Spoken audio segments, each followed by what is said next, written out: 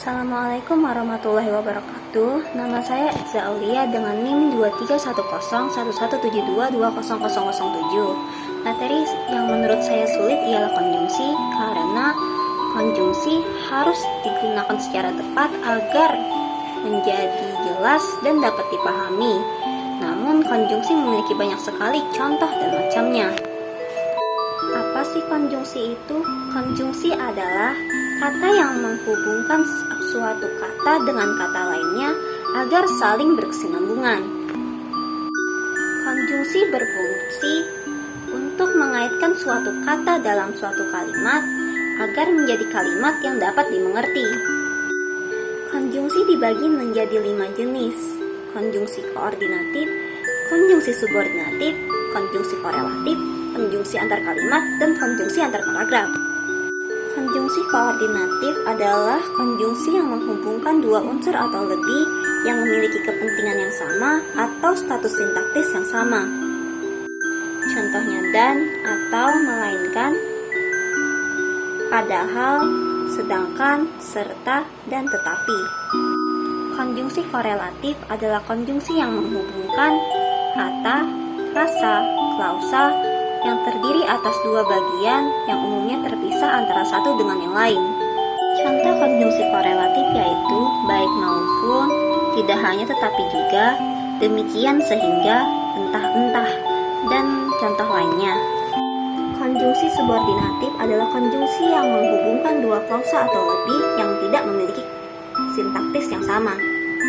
Contoh konjungsi subordinatif yaitu konjungsi subordinatif waktu, konjungsi subordinatif syarat, konjungsi subordinatif pengandaian, konjungsi subordinatif tujuan, konjungsi subordinatif konsepsif, konjungsi subordinatif pembandingan, konjungsi subordinatif sebab, konjungsi subordinatif hasil, konjungsi subordinatif alat, konjungsi subordinatif cara, konjungsi subordinatif komplementari atau komplementasi, konjungsi subordinatif atributif, konjungsi subordinatif perbandingan, dan lainnya. Konjungsi antar kalimat adalah konjungsi yang menghubungkan dua kalimat atau lebih. Contoh dari konjungsi antar kalimat ini ialah konsekuensi, keadaan sebenarnya, keadaan sebelumnya, keadaan setelahnya, kebalikan, menentang, kesediaan, dan lainnya. Kemudian konjungsi antar paragraf. Konjungsi antar paragraf digunakan untuk mengawali suatu paragraf untuk menghubungkan dengan paragraf sebelumnya. Contoh penghubung antar paragraf yaitu oleh karena itu, oleh sebab itu, di sisi lain, berdasarkan, dan lain sebagainya. Contoh konjungsi koordinatif yaitu Ani dan Adi sedang pergi ke pasar menggunakan konjungsi dan. Lalu konjungsi subordinatif memiliki contoh baik dan maupun. Baik kakak maupun adiknya tidak suka memakan sayur.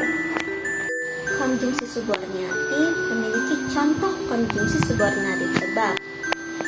Contoh konjungsi subordinatif sebab adalah karena. Kalimatnya yaitu hutan itu terbakar karena ditemukan rokok yang dibuang sembarangan. Contoh konjungsi antar kalimat memiliki contoh konjungsi keadaan sebelumnya yaitu bahkan.